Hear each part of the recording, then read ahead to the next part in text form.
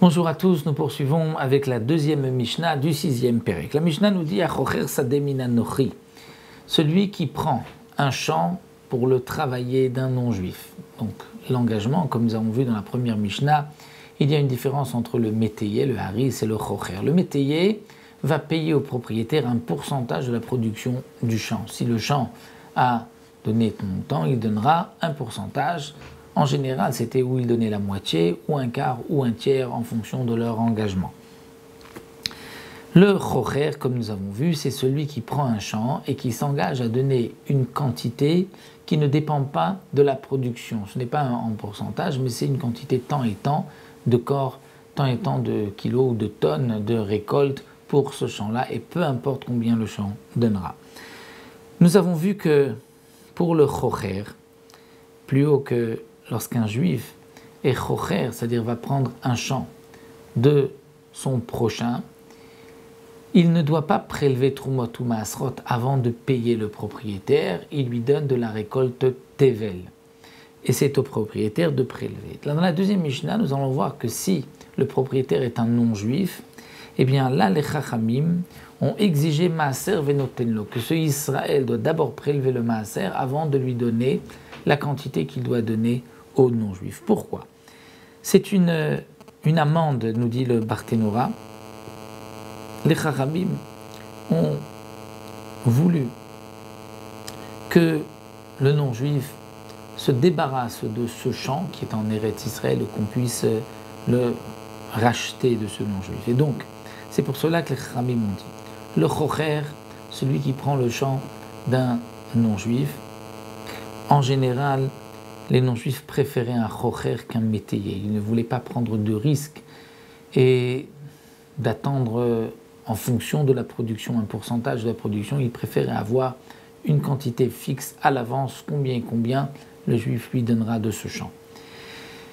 Donc, puisque les Chachamim ont exigé au Israël de d'abord prélever le maaser avant de donner aux non-juifs, le Israël va réfléchir deux fois. Il va se dire, en fin de compte, je suis désavantagé, je vais d'abord prélever le maaser, ensuite lui payer, donc je vais lui donner, en fin de compte, plus que ce que j'ai convenu avec lui, et peut-être que alors ce n'est pas intéressant d'être chocher d'un non-juif, personne ne voudra de ce champ, et le non-juif se retrouve avec un champ et personne pour le cultiver, donc il viendra à le vendre, et ainsi les Bnei Israël pourront racheter ce terrain en Eretz Israël.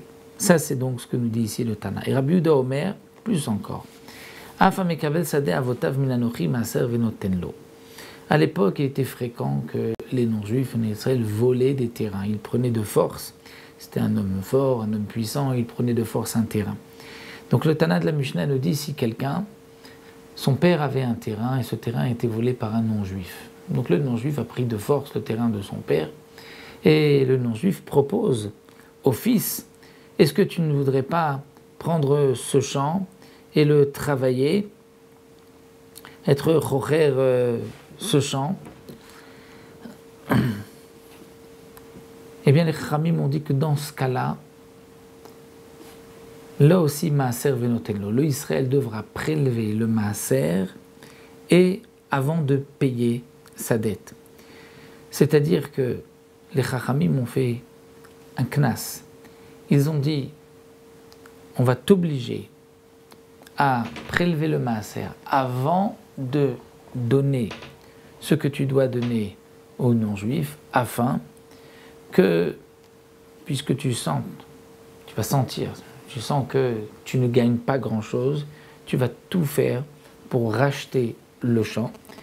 Et de plus, étant donné que ce champ était le champ de ses parents, donc il a quelque chose, un lien affectif avec ce champ, et il va plus vite le racheter. Donc ça, c'est ce que Rabbi Yehuda vient nous dire.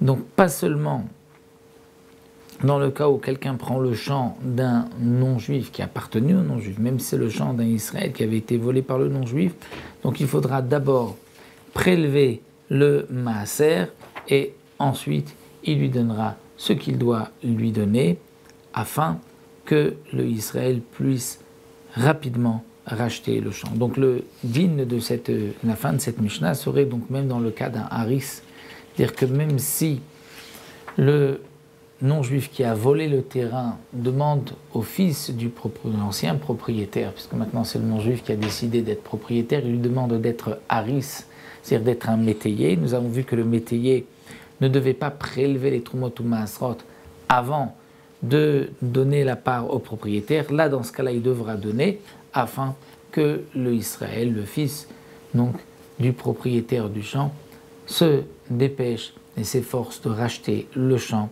à celui qui l'avait volé à son père, parce que le non-juif de toute manière ne lui donnera pas sans recevoir de l'argent, sans voir une quelconque contrepartie.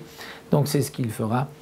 Et donc le Tana de la Mishnah nous a dit, donc même dans ce cas-là, même pour un haris, il devra d'abord prélever le trumot ou masrot avant de lui donner sa part. Nous aussi pour la deuxième Mishnah, et on se retrouvera pour une autre Mishnah, Bezrat Hashem, toujours dans le même contexte des champs, mais cette fois-ci avec Cohen et Lévi, Israël, Bezrat Hashem pour la prochaine fois.